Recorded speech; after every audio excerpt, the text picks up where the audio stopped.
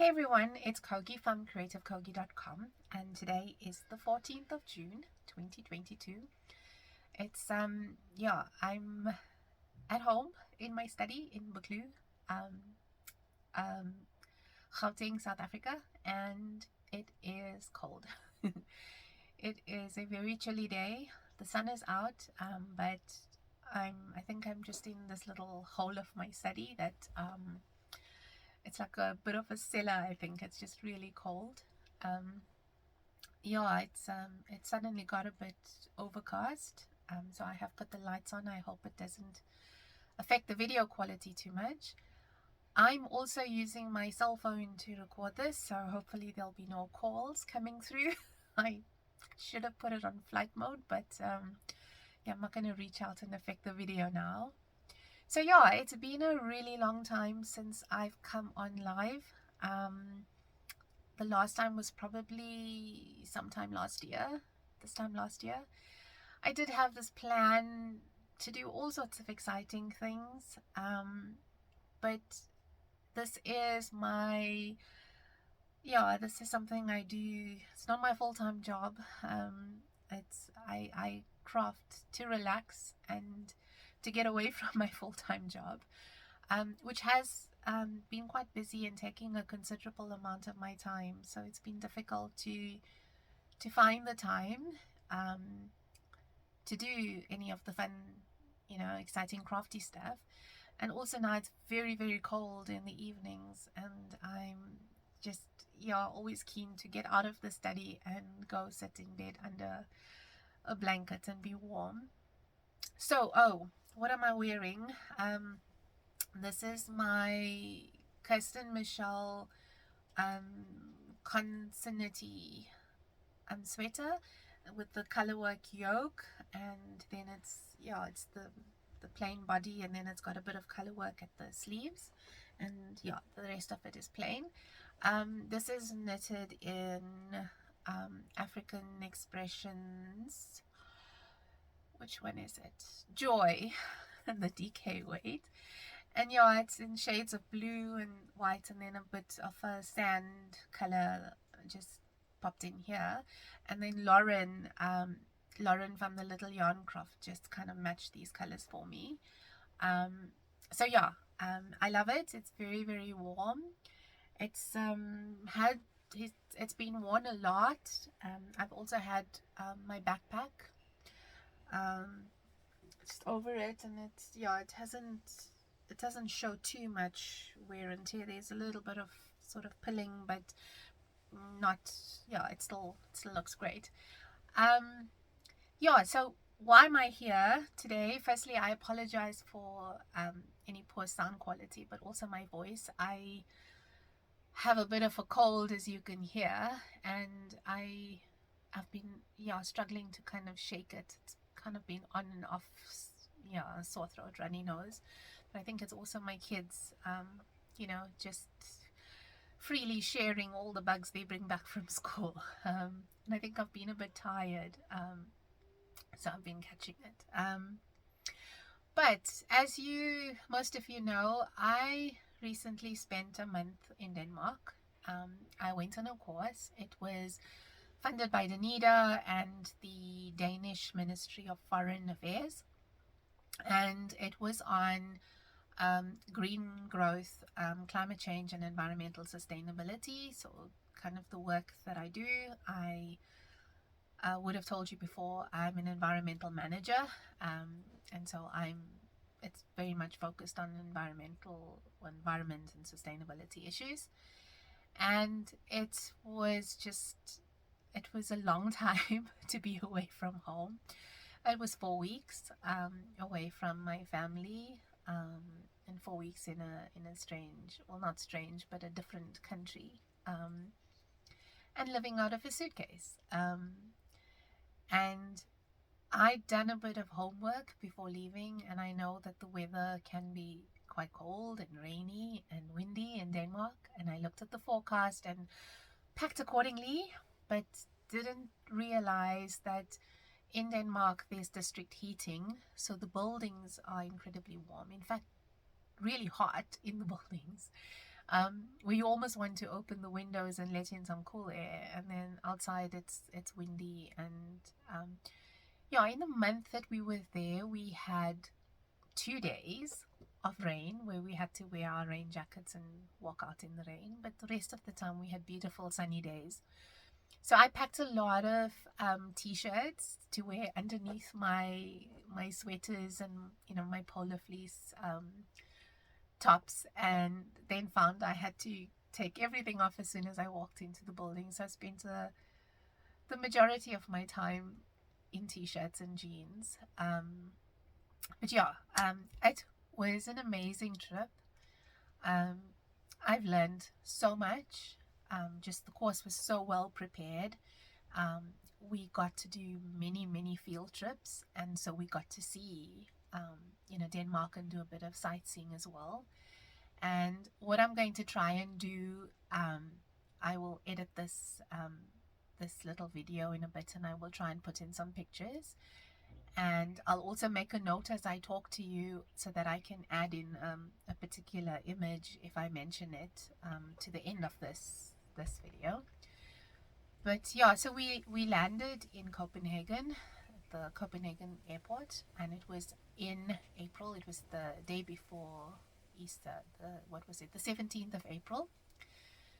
Did we land on the 17th? No, we left South Africa on the 17th. So I traveled with a friend from work. We work together, and we're actually pretty good friends, and she's also very crafty, not knitting, crocheting, but still very good with her hands, and she does amazing work. And I've had her on a previous video where we chatted about some of her pewter projects.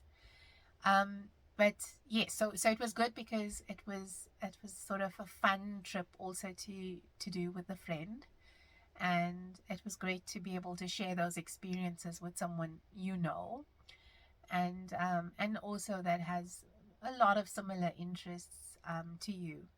So we left South Africa the 17th of April and landed in Copenhagen the 18th of April, which was a public holiday, and many of the shops and that were still closed. And yeah, it was just long. We left on the Sunday evening, and then we had a flight to Frankfurt, and so we were in the airport for about 2 hours, and then flew to Copenhagen. So we were in Copenhagen just before lunchtime, and and we stayed at the Wake Up Copenhagen Hotel, which was sort of a little outside of the main sort of city center. And so we've walked every day from the Wake Up Hotel to the central station in Copenhagen to get to wherever we needed to be. And we started class then the very next day, the Tuesday, and we spent a lot of time in class. So from 9 to 5 was sort of the work day, and not physically in class, but with the class activities, whether it was out on an excursion or whether it was being in the class.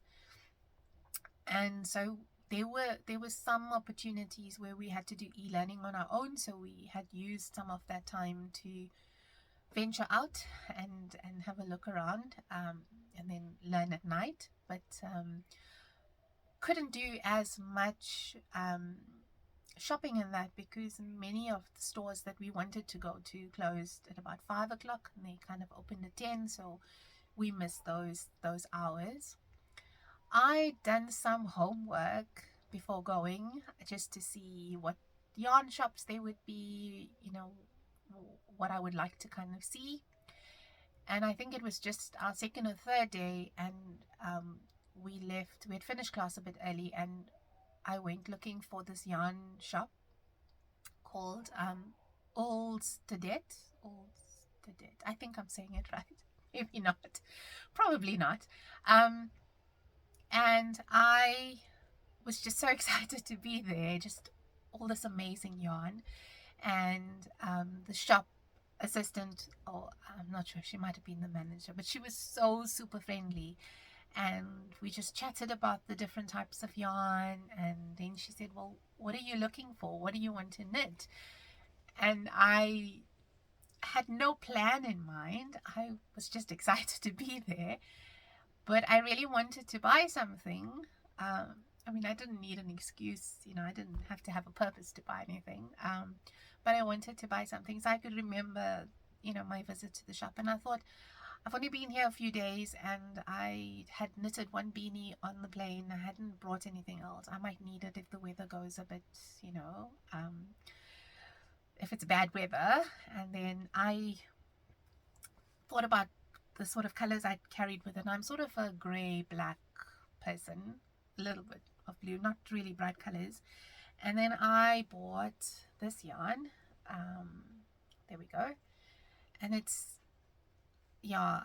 I spent a month in Denmark, and I haven't picked up any Danish. Gepard, but it's probably said differently because there are some silent letters. So Gepard, I don't know. But it is their brand. So it is the brand that they keep, and this one it's My Fine Wool, and it's Merino Extra Fine. And so I looked also then for a pattern to see what I would make, and petite knit. There were files and files of petite knit patterns, and the designer for petite knit is Danish. She lives in Denmark. I was hoping every time she did a post actually on Instagram, I would kind of look and she'd be like, she's at this coffee shop, and I'd like, oh, I wonder if I would run into her, but I was in a different part of Denmark, so not a chance. But I thought, how nice would that be? And I'd be like, hey, I love your designs, and I knitted the Anker sweater, and I did the weekend slip over, and I now bought yarn for your beanie. But yeah, and then I also bought the same brand mohair. So this is tweed kit. Seta tweed. It's luxury super kid mohair, and it's from South Africa. So I was quite excited about that. I got all the way to Denmark to buy yarn with a raw material source from South Africa, but that was very exciting. And so she was so sweet. The lady at the store was so sweet, because she also gave me a list of yarn shops that I should actually visit whilst I was in Copenhagen. And I kind of looked on the map to see if I could get to it, and I had only one weekend in Copenhagen, and I went to visit a castle, and the Christianborg castle, and I really wanted to do that. And I went and bought a few sort of souvenirs to take back home, like key rings and that sort of thing. And then I was kind of looking around for something for the kids, because they kept asking me, what are you going to bring us back from Denmark? And I brought them t-shirts and sweets. So yeah, it's for me, it was a little bit of a shock as well, the sort of prices. Yarn is, it's not hugely expensive. It's comparable with prices here, but when you're paying it with the Danish kroner, I had to stop myself from constantly converting from kroner to rands, because then you get a little bit of a shock. Like the first day I bought coffee, and I think it might have been 35 or 40 kroner, and that's like, $80 for a cup of coffee. Then you probably would not eat anything or drink anything, because you're constantly doing the sort of the price check. So I was wary of, well, mindful of prices, not wary of prices. I was mindful of the prices. And I also wanted to buy something that meant something to me, that I would remember, my time there in Denmark. And so it wasn't, I didn't go and splurge on yarn. I also didn't know that on the Lufthansa flights, you could carry 2 suitcases that was 23 kgs each. So I assumed that I'd have one bag that was 23 kgs, and then I could have another cabin bag that was sort of 7 kgs or so. And my suitcase was already 19 kgs when I left South Africa. because I mean I was packing for a month and I expected it to be super cold. Um, so I was concerned about space limitations, and I did buy myself a cabin suitcase um, to bring in any extras. So I did spend a bit. I bought a bit of yarn. It's not too fancy. I just want to quickly grab this. So yeah, this you'll recognize. I had to have one. I've not knitted with the Zoba ball before, and I really liked these colors. So this I bought on the weekend in Copenhagen. It was from a yarn shop called Sommerfluen or Sommerflugen. Um, I wonder if I have the bag here still. I just want to check quickly. No, I have a. Sorry, excuse my my storage corner. It's all my projects in bags. I have. Yeah, I'm not a. What is it? I don't knit one project at a time.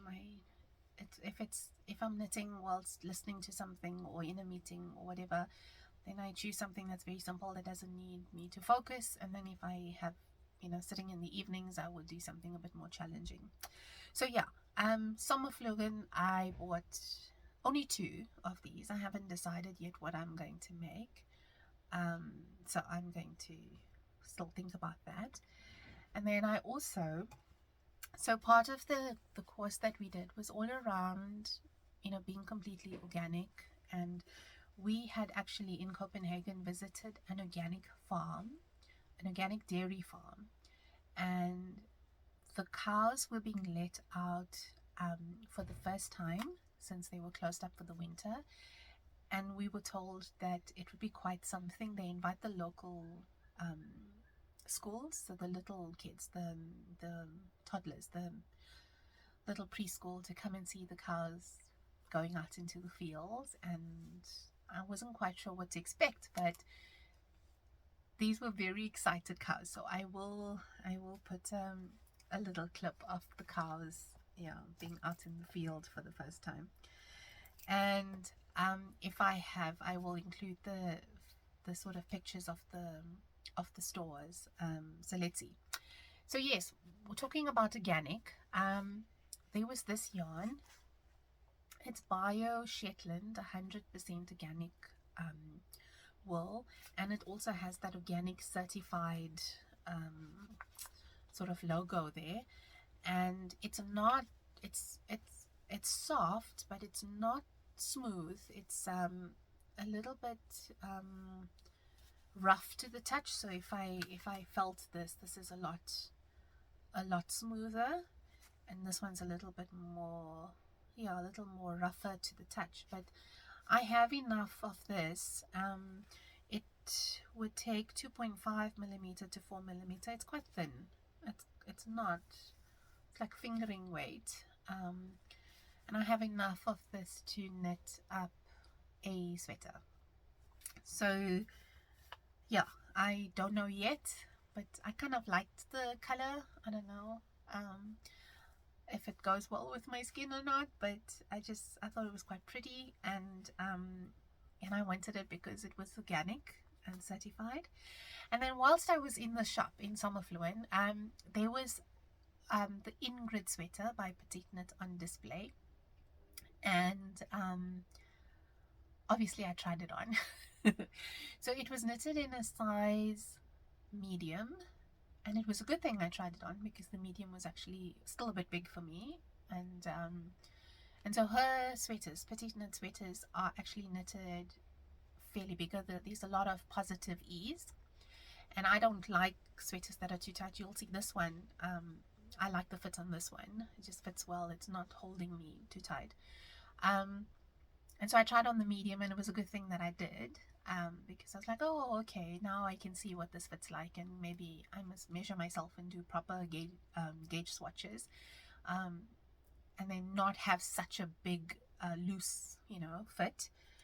And one of the yarns that's recommended for the Ingrid sweater was this one. It's Panilla Full Colana. I don't know if I'm saying it right, but it's 100% wool. And then there was a sample in the store, and it's a very nice sort of natural, earthy kind of shade. And there was this knitting for Olive, soft silk mohair, and it's in a rust color, so there's that reddish tones. And when these two were knitted together in that swatch, I was like, oh, I actually quite like that. And so I decided to go for something like this rather than the more sort of sandy beige shades that the petite knits are in. So I got this for the Ingrid sweater, and I actually bought the pattern for both the adult and the kid size, because then I thought it would be nice for the kids to also have it. I love it. I will remember if I let me write it to show you which one it is. Ingrid sweater, yeah. So it's very nice textured sweater, so I think I'd quite like that. And it would be a nice change from just knitting stocking knit. So yeah, so then I think I did tell you. Did I tell you? I'm not sure, but I'll tell you again. So we spent, so we landed the Monday. We were there for the weekend, and then left in the middle of the next week. So we left Copenhagen, and we traveled by ferry, and we stopped at Samsu Island, which is the most energy efficient island. I have a little magazine here, actually. So it's Samsu, I think it's how you'd say the O with the strike across it. And yeah, it's I'll add some pictures of Samsu Island, but it's awesome. It's everything is we got to see a wind turbine, sort of how it works. And then the turbine was stopped, and there were 14 of us in the class, so 14 sort of students from different countries. I didn't tell you which countries. I must remember to do that. Actually, let me do it now. So there were participants in the course from Argentina, from Colombia, from Indonesia, South Africa, and from Ghana. And so there was an opportunity for us to climb up the turbine, which is 50 meters up in the air, and then the landowner then opened up the top so you could look out and have this absolutely beautiful view of Samsu Island. And I'm terribly afraid of heights. I have this absolute fear of heights, and I was actually a little bit concerned that I might not be able to make the climb. And my friend Gwen, who actually did it all the way to top, said to me that the air was very, very thin at the top, so she did struggle to breathe. And some of the other participants sort of went halfway and then said, no, they can't do it. I went up one level, and I was like, okay, I've climbed a few stairs. That's enough for me. So I stood on the ground and waited for them to do it. But yes, so we spent a day on Samsu Island and then went across to the mainland. So we were in Skanderborg in a hostel. So we had all our meals served at the hostel, and slept there and had the lectures there. And from there we went out, to various sites. And so we didn't do too much of sort of sightseeing in the city center, like in the evenings and that, because you had to walk into town, and it was through a forest, and wasn't too keen on walking through a forest at night, although we did walk out on the weekend. So yes, that was very pretty forest, and that's where I posted a picture of my Lapai, the cardigan by Kirsten Michelle that I had test knitted, and I took a picture in the forest, which I posted on Instagram, and I'll put it back in the little clip that I will add. And then from there, we spent 7 days there, and then we went across to the Aarhus, and it was part of the Aarhus municipality, and we got to go and visit various sites. And so what we were looking at was sort of urban stormwater management, rooftop gardens, shared gardens, climate change mitigation in the city. What is Denmark doing to achieve that carbon sort of net zero by 2050. I think you would all know that worldwide, um, many countries have signed the Paris Agreement that they will reduce their carbon by 2050. Many places in Denmark could be carbon neutral by 2030. I mean, that's just a few years from now, but the Danish people have made substantial changes to their lifestyle, and everything is really efficient. So it's people on bicycles everywhere. The energy is clean. Electricity is clean energy because it's wind and it's solar, and then they also attract. They have these biogas facilities where they attract the methane, and it's also used for heating. And so electric cars is a big thing. The idea of sharing and shared facilities is huge. And in Aarhus, we went out one Saturday to it wasn't one Saturday, it was the weekend we were there. There was a center that we had visited that we were fascinated with and went back to have a look. And essentially what it is these facilities, like if you were into just say sewing, for example, you didn't have to own a sewing machine. You could come in and use the shared resources for a very small fee. And if you wanted to buy materials and stuff, you could. And there were also people, volunteers and people who worked at the centers who were there to help you if you got a bit stuck, and then you could do your little bit of work and then you could go home. And we went into on the Saturday we went back into the one sort of room, or the one that did leather work, because Gwen was quite keen to see what she could do with leather, and they had all the equipment to stamp leather, to cut, sew, whatever, and also screen printing. And then whilst we were there and we were sort of chatting, like, how does it actually work, and what if you wanted to do this, what does it kind of cost, and somebody came up to us and spoke to us in Afrikaans, and we met this gentleman from Cape Town. His parents still live in Cape Town, and he's moved to Denmark, I think 15 years now, but he still has the South African accent. It was so nice to hear someone speak to us in Afrikaans. And we had a lovely time chatting to him, and I'll add some photos of the center, and just us in there. And I took some photos of the work that was being done, and it was just incredible to see.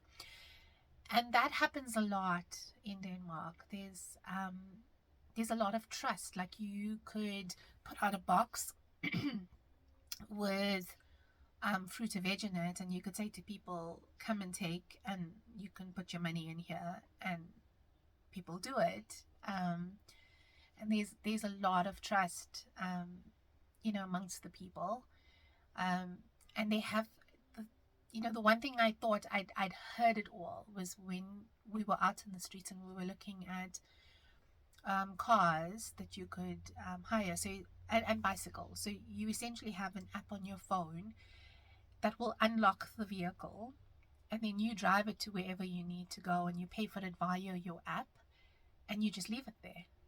And then somebody else comes in and unlocks this bicycle or the car. I was like, no way.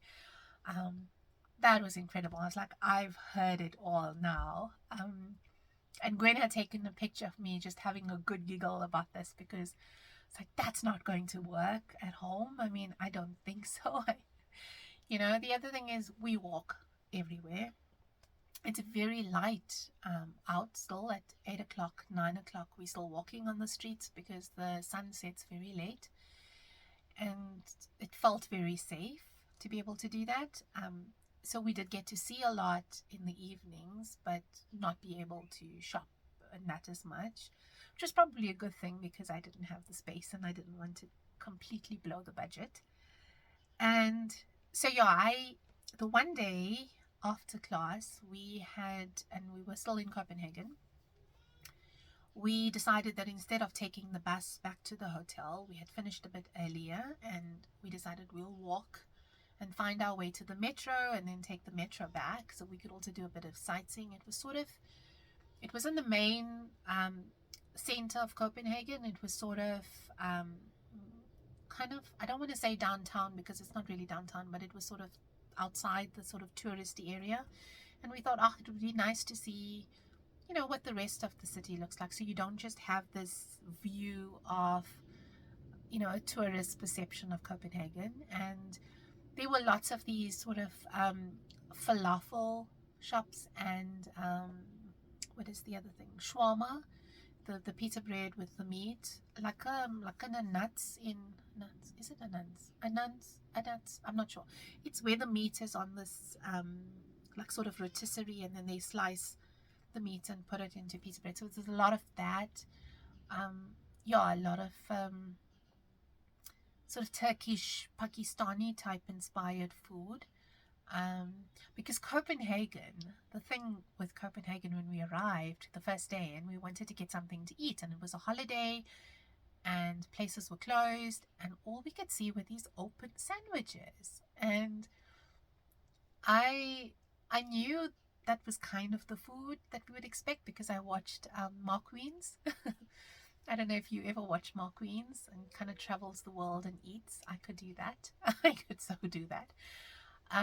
So I knew it would be a lot of like pickled fish and these open sandwiches, smørrebrød. I'm not saying it right. Smørrebrød. I think that's how you say it. And it was cold, and I just was like, I want something warm. I really want something warm. Look, we're at the central station. There was a McDonald's. There was a Max Burger. There was a 7-Eleven. It was actually two of them in the same station complex. There was a place called Delet, D-L-E-T. It was kind of Asian Thai kind of food. It became my favorite because it was also in Aarhus, and I tried it for the first time in Copenhagen, and it's one of those places where you take what you want and then they weigh it, and they have egg fried rice and crumbed prawns and like what's it, a Thai red curry or a green curry. It's yummy, and I kind of discovered it towards the end of my time in Copenhagen, and then we were in a hotel in Aarhus right next to the mall, and there was one right at the entrance of the mall. So if I didn't know what I wanted to eat, because we had to feed ourselves and get our own lunch and our own dinners, and we had breakfast provided at the hotel, then that was one of the things I'd like to eat from Delet. But we also discovered this place called Joe and the Juice, and it became Gwen's favorite because she's gluten intolerant, and they do these amazing gluten-free sandwiches. It's this very crisp red toasted sandwich, and then they do a kind of juice. You could have, my favorite was strawberry, apple, and ginger, like the juices you get at the Kauai at gyms. So it was that kind of juice, and we discovered Joe and the Juice that first day, and so glad we did, because if we were a little bit confused, it was either Delet or Joe and the Juice, and loved it. And I was now starting to say something, and I got caught up talking about food. So watching Mark Queens also, I knew I had to try John's hot dogs, and the John hot dog cart is outside the central station, and I saw it on Mark Queens, and I was like, I saw it there, and I've got to do it, and I did, and I'm so glad I did, because it was really that good. It was a really yummy hot dog, and so I had done that on one of the evenings. There's also the Tivoli food hall. So there's the Tivoli amusement park. We didn't really go inside. The rides and that didn't really appeal to me, but we did eat at the Tivoli food hall, where there's just a number of options to eat or to choose to eat from in one sort of building, and you kind of walk around and you could decide, I want to have pizza, or we've had we had chicken and chips the one day, and we had, how many times did we eat there? I think we might have eaten there twice, and I might have had a sandwich the one day. But yeah, so food in Denmark also is, there's a lot of fish. You could choose a lot of fish options. Red meat is there on the menus, but red meat can become quite expensive, and it's not a common thing to eat. Like a steak is not very common for Danish people to order, because there isn't as much beef farming, because cattle produce a lot of methane gas, and in order to try and reduce the carbon in the atmosphere, you want to reduce methane, and yeah, so beef farming is not big, but pork is big on the menu. So pig farming is very big, and I think what we were told is that for every one person of one Dane, there's like 5 pigs. So it's a big farming. Pork farming is very big. And we were actually so pleased, because when we arrived in our first week, the Danish Fellowship Center organized a cultural evening that we were all invited to. And we had a presentation from an Australian living in Denmark, which was fun in itself, just telling us about Danish culture and Danish people, because I thought that, it's kind of, people are kind of cold here. It's like nobody really talks to you, or you get onto the metro or you get onto the bus and nobody looks up or acknowledges you. And everybody in Copenhagen, everybody's going somewhere really quickly. So it's like bicycles just whizzing past and people walking really fast, and everything's like really at a fast pace. And what he was saying is that actually, no, Danish people are very friendly. They will, like, you'll talk to someone and they'll answer your question, but they'll turn around and continue doing what they're doing until you ask another question. Then they'll turn around, answer you, and carry on doing what they're doing. And it was so true. It was fascinating. People walk around with like headphones, and nobody's really like engaging with you. And yeah, so it's a bit odd until we understood that this is what it actually is like. So yeah, that was very different for me. I mean, not that I walk around here much, but and then, so I completely went off topic. I was going to show you something I bought, and I started talking non-stop about something else. But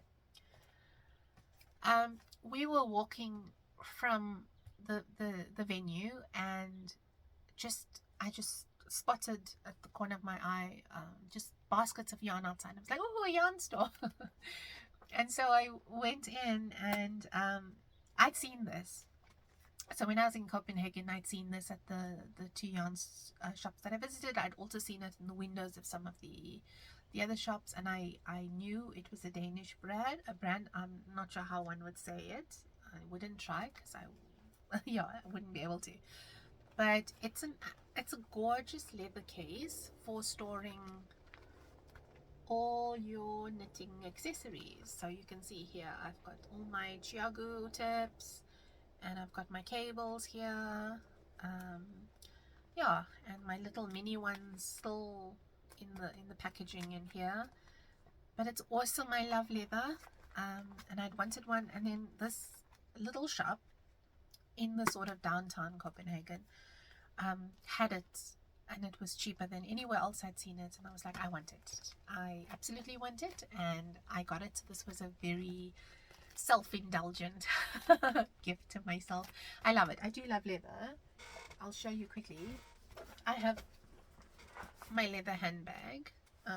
This is just a barrel bag from Ground Cover, but leather just looks so much better as it gets older. And I know that this one's going to just bring me many, many years of absolute joy. And it still smells. Can't smell much, but I can still, I assume it must be a much stronger smell, but it still has that lovely leather smell. So What else did I want to show you? Right. Then I went to Net Yarn. I think it's Net Yarn. Netgarn. It was in Aarhus. It was sort of 1 block away from the hotel. And how I'd seen it was actually when we arrived at the Wake Up Aarhus Hotel, the bus had to go up one lane, kind of went around the hotel and then went up a lane just to see if he could find parking. And I was like, oh, yarn store. So again, super friendly. They had on display a Boylan Knitworks short sleeve top. I knew it. When I saw it, I immediately said, oh, that's Caitlin Hunter, and that's the pattern. Now it's flown out of my head. But I'll put a picture of that sweater to show you. It was knitted in Drops Air, and it's not your single fiber yarn. It's more, it's almost like a braided yarn, but it's super, super soft. And this whole top was just so soft, and all I wanted to do was like squish it the whole time I was there, and I loved it.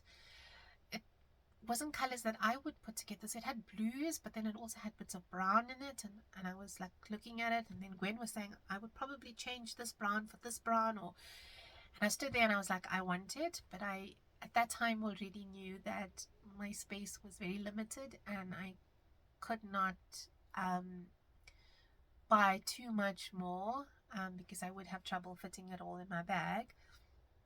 But what I'd signed up for, so whilst I was in Denmark, because I have nothing, I mean, I find something and I was like, oh, a beanie, and I could do this very easily in like a couple of evenings. And so I signed up for a test knit for the Coronet Peak hat. Who is it by? It's Rachel Kleinhans. It's the first time I tested for her. In fact, I have posted a picture of this before. It's just, look, it's such a nice pattern. I really like it. I'm doing another one in a plain, very plain color of this, because this one I've promised to Gwen. I've said to her that this one's been gifted to her. In fact, I must remember to give it to her. But it's knitted in this yarn. Drops Lima, which is, yeah, it's wool and alpaca. And it's just so nice and soft, and it's easy to knit with. It's not splitty. I think I've got a fiber in my eye.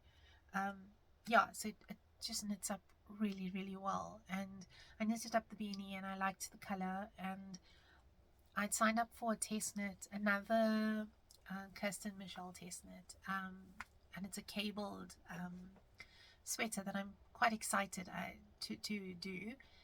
And I wasn't, when I'd signed up, I thought, I'm not quite sure what yarn, I'll have to think about it. And when I was there, I thought, this is actually perfect, and it's going to be what I'm going to use for the sweater. So I have enough of this for that sweater, and I will start sharing details soon, because I would have made quite a bit of progress by this weekend. In fact, I should be finished with it, but the deadline is the first week in July, and I really wanted to make my daughter some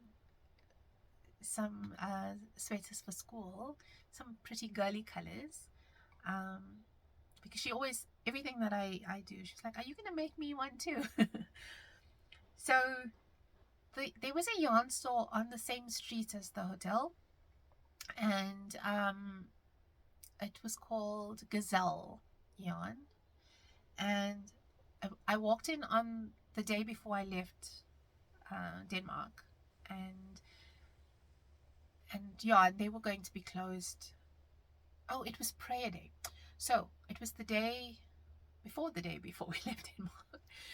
So the day before we left Denmark was a national prayer day, and then all shops were closed, and that was the Friday. But we still went to class because we had our final presentations, and we also had to receive our certificates, and we had a bit of a celebratory lunch. So we couldn't shop on that day, even though it finished earlier. We did kind of stroll around and, you know, just one last time out in the streets of Denmark because we left then the next morning. So it was the Thursday, and I went into this little shop and had such a lovely chat with the lady at the store. And what I was thinking of was there was these Addy needles that I'd seen for socks. So it was 3 bendy needles. And I thought that might be quite interesting and probably better than Magic Loop. And I'd seen a tutorial on Very Pink Knits on how you actually use these 3 little bendy needles. And I thought, okay, maybe I should just get it. And I went in, but she didn't have any. She had a lot of straight needles, very old-fashioned kind of, not quite modern needles.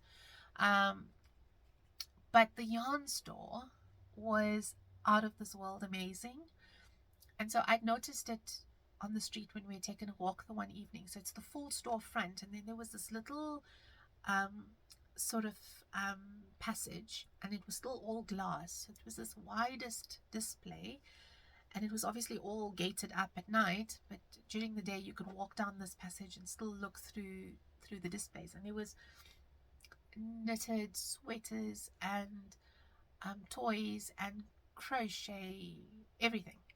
Just beautiful. And it was towards the end of the day. It was just about closing time, but we still had a lovely chat, and I was kind of looking around, and this one little sweater caught my eye, and I thought, oh, I still have some krona left, and maybe this is what I'll use it for, because I don't want to now have to go and try and convert the money to dollars and then dollars to rands. So I bought this. Where is this? So it's this yarn. Hjerte blend. It's 50% cotton and 50% acrylic, and it's Danish yarn. You can see the Denmark flag there. It's different. The display had lilacs and a lime green, and my daughter is completely into pinks, and so I got this combination for a little sweater. In fact, I have it. Where did I put it? Maybe it's here. Yeah, here it is. And then I bought this pattern booklet, and I'll show you which one I'm going to make. It's this one in the pinks and the lilac. But look, there's different color options. But there's also in here, there's also this. I think it's pretty, and she can wear it over dresses. And yeah, it's the same pattern, just showing you in a different color. And then yeah, I would use this. I would use these patterns for the kids. Maybe not so much, not for Matthew. Maybe just one for Matthew, because this goes up to 10, and he's 7. He's wearing 9 to 10 clothing. My kids are very tall. But yeah, so that was my final purchase. And what else? I did get some needle tips. I didn't have a 5.5 and a 6, and then one of those converter goodies. And then what I did buy, you can see them here. Do I have one on my desk? Yeah, there we go. It's these cords. All the yarn shops have them. They sell them in these big rolls, so you can essentially just say, I want a meter. They're very inexpensive. You could choose how much you wanted, but a lot of them also had pre-cut in little bags, and then like an assortment of sizes. So these funky colors, I did buy a few of that. I've already used it, and essentially it's hollow, and your needle tip goes in there, and you slide your stitches off, and then you keep it aside. And so yeah, I often would just take the ends of my cables, put the end stoppers in, and keep it on the cable. But now you could just keep it on the cord, and then stick the needle in and slide it back when you're ready to work with it, so you don't have to have that many cables. So I got some of that, and pretty much, yeah, that's it. So I've told you a lot, and I've been sitting here for a lot longer than I'd meant to. I thought I was going to come in and do a quick little video, but this has become a whole post on its own. So I'm not going to show you anything that I'm currently working on, because now I really must go. My tummy's starting to growl a bit. It is lunchtime. I need to grab a sandwich, and I have a meeting that I must prepare for. So I still have a lot to do today, but I thought I must just show you and talk about Denmark a little bit, because it was such an amazing opportunity. I'm very, very blessed to be able to have had this opportunity. The Danida and the ministry, the Danish Ministry of Foreign Affairs, funded my entire trip. Everything was covered: my flights, my accommodation, my food. I didn't have to spend any of my own money, and just the learning experience, just being able to share with my colleagues from the other countries, and also to create relationships with these people that I wouldn't have ordinarily met. We now have an active WhatsApp group that we kind of keep in touch, and we talk about some of the things that we're doing at home. It's been great. We do still have work to do for the next 6 months, as just a follow on from the course, to show that we're actually implementing some of the learning. As a country, South Africa still has a long way to go, and we probably would not, I don't think in my lifetime, would see or make some of those sort of achievements or changes that Denmark has. So it'll be a while, but I've been positive, and I think it's an exciting future for my kids as well. And there's a lot of stuff happening around us, but I think we've got to focus on the positive and remain positive. And yeah, so that's it from me. And let's see, I'm not going to promise another session. If it happens, it happens. So what I'm going to do though, even though I have some other videos on that I'm going to call this episode 1. So I might see you next week for an episode 2. But then again, I might see you next year for an episode 2. So let's see how it goes. Take care, keep warm, and be safe. And chat soon. Bye.